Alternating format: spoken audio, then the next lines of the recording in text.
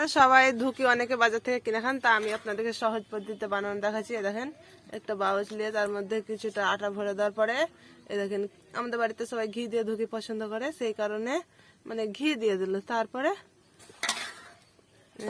এটা হয়ে গেল। তারপরে আপনাদেরকে পুরো ভিডিওটা দেখতে থাকুন। তারপরে দেখেন এরকম একটা মানে আমরা এরকম গামছা নিয়েছি, আপনারা যে কোনো তেনা নিতে পারেন, পরিষ্কার ধোয়া যেটা আপনাদের পছন্দ মতন হয় সেটা নিতে পারেন।